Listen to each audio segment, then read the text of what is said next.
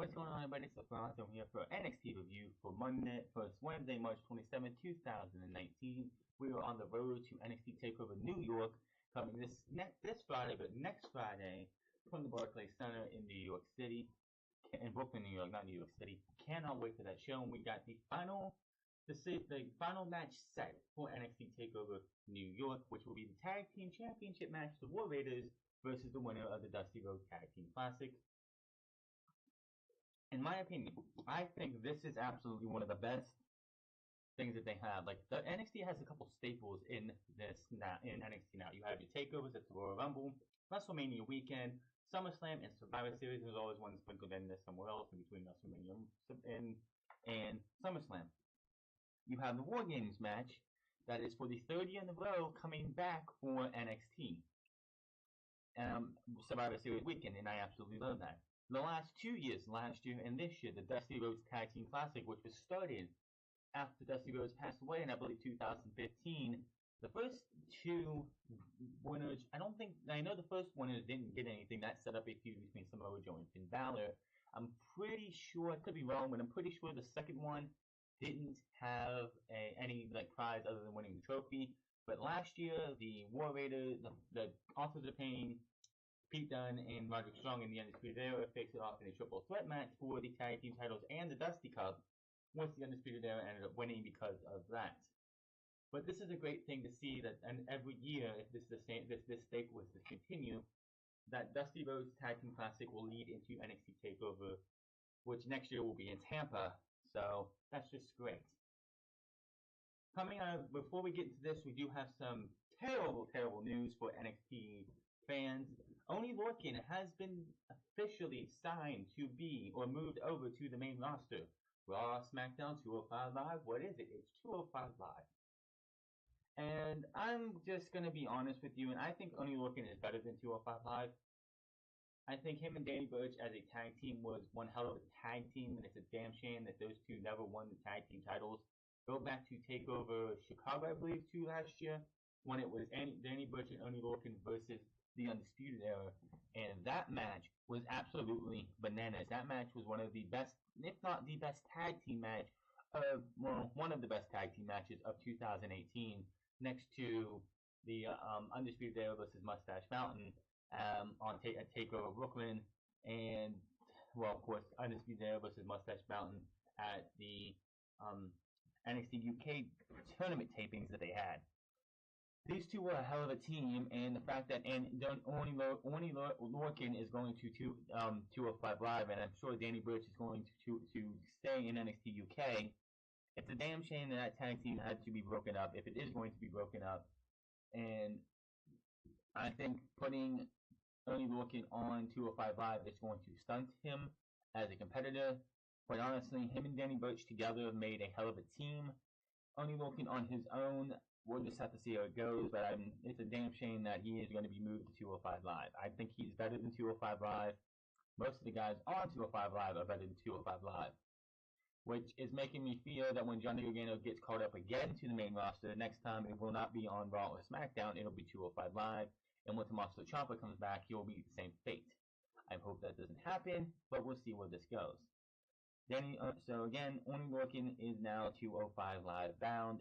Drake Maverick made it official last night on 205 Live. As mentioned at the beginning of when I started, we had the finals of the Dusty Rhodes Tag Team Classic to finish this show.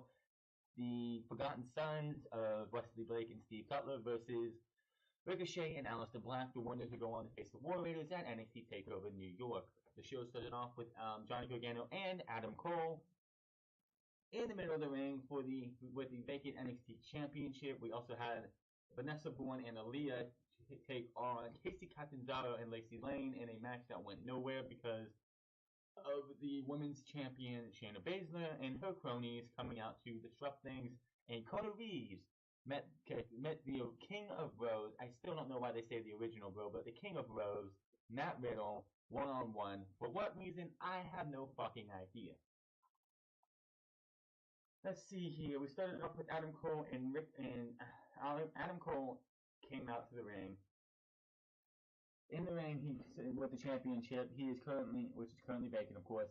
which still has Tommaso Ciampa's plates on it still, so that's nice to see that Tommaso Ciampa still is being carried with the NXT Championship, even though he no longer holds it. Usually, when the title is vacant, they automatically pull the plates off of the of the previous champion and put the other ones on them. Cole wants to talk about his upcoming NXT Takeover New York opponent, Johnny Gargano, but first asks him to come to the ring. Gargano comes out and the crowd is very split over the two with a back and forth Johnny Wrestling Adam Cole chant. We heard this chant went on forever and ever and ever and ever and ever, and these two just couldn't talk whatsoever. Then it goes on for it feels like 5 minutes, but Cole says, "Let me remind the fans, let me remind you, he doesn't need their chance. He can win this title all on his own." Gargano says he loves the Johnny Wrestling chants. Gargano says Cole is in a fight of his life at NXT Takeover, and his path to NXT Championship now goes to Adam Cole. He said this as he done before, that his journey ends when he wins the NXT Championship. Tommaso Ciampa's out. Now it's Adam Cole. So at the end of the day, I'm still going to take over to win the NXT Championship, but instead of Tommaso Ciampa, I'm going to you. Good stuff. Let's see. Gargano refers to himself as Johnny Takeover. Cole does remind him he hasn't exactly been in the win column as on very many of the takeovers lately. Maybe he should go by Johnny Participation, because Johnny Participation cannot win against Adam Cole. Cole runs down some of his accomplishments by winning the NXT Takeover, winning the first War Games match. He did that at Takeover. Won the first ever undisputed North American Championship. He did that at Takeover. And made his debut 2.5 years ago by beating down Drew McIntyre and holding up the NXT Championship above his head. Of course, when Adam Cole first came into NXT, before it almost had this big surge of championship opportunity, it was supposed to be Adam Cole versus Drew McIntyre at TakeOver War Games. Now, Adam Cole, the reason the Undisputed Era was originally formed, and one of the reasons was because Adam Cole they wanted to make it a little bit more fairish for Adam Cole to have two guys to their size to help topple the bigger and more fierce Drew McIntyre. Of course, that didn't happen. Drew ended up getting hurt at TakeOver War Games. Adam Cole and the Undisputed Era in the first ever War Games match, which of course they won, thanks to Adam Cole with the Shining Wizard to an Eric Young with a chair in front of him. So that's that. Cole wonders what Gargano has earned lately. Gargano says he didn't get the red carpet rolled out for him in front of 15,000 people at the Barclays Centers. His started at his tryout, and he was told no, he wasn't good enough to be there. Says his chance finally came in the Dusty Rhodes Tag Team Classic and was put in with Tommaso Ciampa as unsigned indie guy. He was then invited back time and time again because he pours his heart out every match. By the way, I knew Johnny Gargano back in 2005 because I live in Ohio. And there was a little indie fed, which is now Absolute Intense Wrestling, I'm sure, but it was originally Cleveland All Pro Wrestling. Johnny Gargano made his start there. That was actually the year he made his wrestling debut, 2005. So I knew Johnny Gargano back then. And when him and Tommaso Ciampa, who I didn't know who Tommaso Ciampa was, but when the first Dusty Rhodes Tag Team Classic was announced and Tommaso Ciampa and Johnny Gargano were introduced by William Regal, I was like, holy shit! I haven't seen this guy wrestle since 2005, 6, 7. This is fucking awesome. I can't wait to see what Gargano does. And here he is, 4 years later, on the cusp of winning the NXT Championship, if he's going to do that. So I've been a guy who's known Johnny Gargano, not personally. I never met the guy. I've known of him since Cleveland All Pro Wrestling in 2005. There's a little history lesson for you guys. Earning everything he's done in NXT Takeover, he fights with everything he has and finally become the NXT champion. They talk a little bit off of microphone as he dropped the mic. Well, Cole leaves the ring, but he then mockingly tells Gargano it was such an inspirational story. Cole says Gargano can scratch and claw all he wants, but Cole will be the champion. The rest, and here's why. He does a little looks over his shoulder. We pan back, and up on the stage is the other three members of the Undisputed Era. So that is that. Epic showdown between these two. The crowd split between these guys heavily. This crowd was hot for both of these guys, and I cannot wait to see what these two do. Like I said, I just posted this on Twitter. This is probably the greatest takeover all time that we're going to get. Every single match on this show has the potential to be a show stealer. This is going to be great, and I cannot wait for next, not this Friday, but next Friday. I can't believe it's already coming up soon. We still got to wait. It does still suck that there's going to be this little stigma that this should have been Gargano versus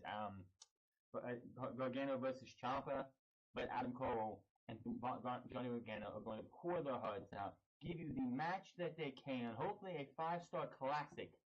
And we're going to be talking about this show. If you just watch WWE, you don't watch the G1 Supercard, you don't watch anything else, this show is going to be what you're going to talk about coming out of WrestleMania weekend. 18 matches on WrestleMania is not going to come close to what we have going on Friday. Aaliyah versus Vanessa Bourne, and Vanessa Bourne versus Casey Catanzaro and Lacey Lane. I believe this is Lacey Lane and Casey Catanzaro's debut match in NXT. This match didn't last very long, and Casey Catanzaro really didn't make it into the match. Lacey Lane got beat down by the heels. Bourne with the headbutt to Aaliyah, and Aaliyah tags in. Bourne with a Bronco Buster on the as NXT Women's Champion. Shayna Baszler, Jessamine Duke, and Marina Shafir head to the ring. Bourne and Aaliyah immediately get the hell out of the ring. Duke gets knocked off the apron by Catanzaro gets knocked off the apron by Duke. Baszler with a big boot to Lane as the ref calls for the match. I don't know why the ref didn't call for the bell when Casey Catanzaro got the elbow to the face, but semantics. Post-match, Catanzaro is unable to avoid Baszler for a moment. She gets her into the Karafuda clutch. She gets Casey Catanzaro into the Karafuda clutch. But it's too close to the turnbuckle, and Casey Catanzaro is able to flip out of it. So Kyle was actually chanting for Casey, wanting her to take all three of these women out. She does knock Duke and Shafir off of the apron. Then she comes back and goes after Shayna Baszler. But I'm going to say rookie mistake, because Casey Catanzaro is still in her rookie yearish. She gets put in the character clutch, and she is out. Absolutely out. So there you go. Matt Riddle versus Conor Reeves. Why this match happened, I have no idea. We only saw Conor Reeves last week when Kathy Kelly was asking superstars about the Fatal 5-Way coming up later that night. So why he was even here, why he was facing Matt Riddle, you got me, and I don't know why. Reeves with a slap to the face of Riddle. Riddle charges and Reeves goes back to the rope, then gets another couple shots. Reeves lifts Riddle off reverses. Riddle sweeps the feet, tries for a standing moonsault, lands on his feet, running senton gut wrench suplex hits. All of a sudden, Velveteen Dream music hits. And you see two ladies rolling out this couch with the Velveteen Dream and the North American Championship on it. So it's like, well, we see what he's doing. Riddle was distracted for a moment, and Reeves tries to win this match. He goes for the Cobra clutch, but Riddle gets out of that. Riddle with a reversal into a pinning attempt to Riddle with some big palm strikes, front kick, flip core knee strike to the face. Riddle with a flurry of elbows to the head, then the Bromission for the tap out, and Matt Riddle wins. After the match, Velveteen Dream announces Matt Riddle as the winner.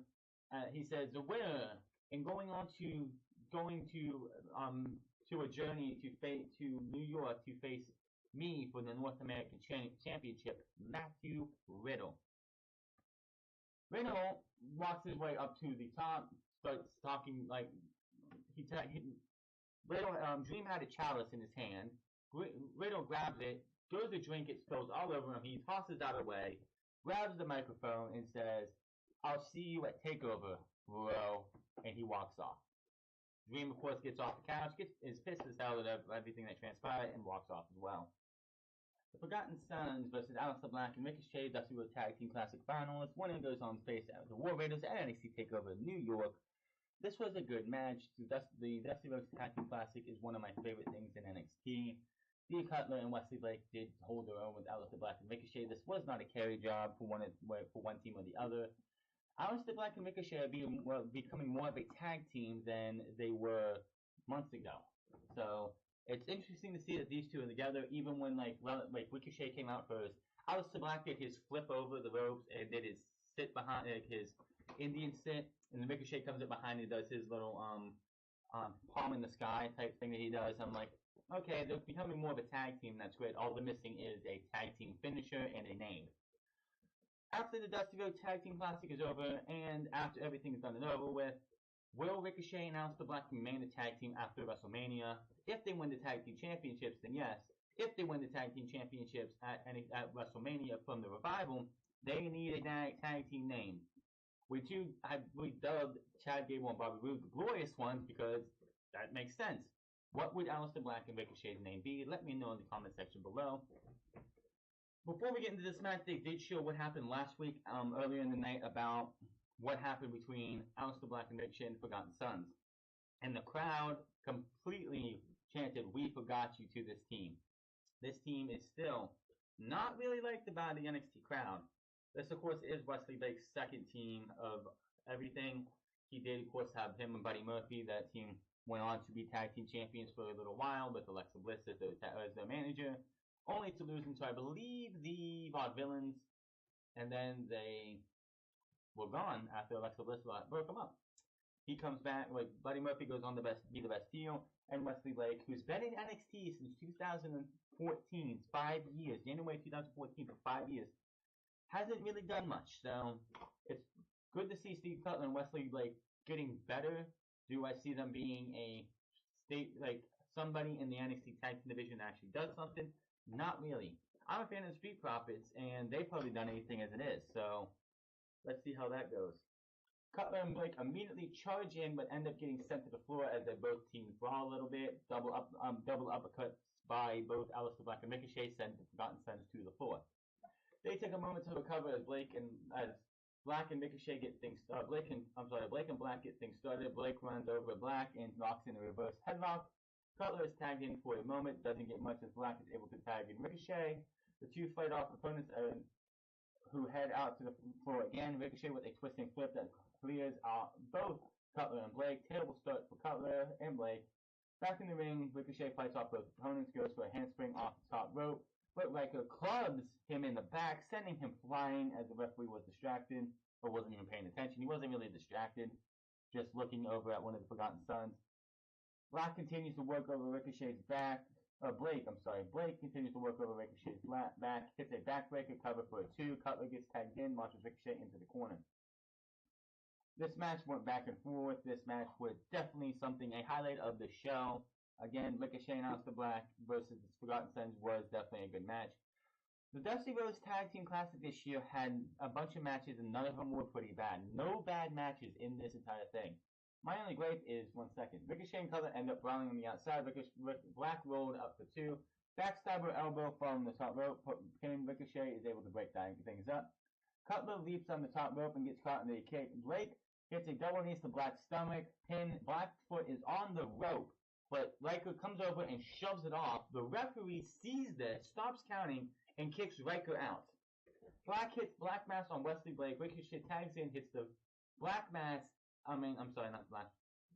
Ricochet goes over and does a springboard backflip to the outside, taking out Cutler. 6:30 onto Wesley Blake for the 1, 2, 3. Ricochet and Aleister Black are your winners, and are moving on to NXT Takeover New York. They celebrated a little bit for a good while in the ring. Ricochet actually rolled around in the confetti as confetti was falling onto the ground, or onto this mat.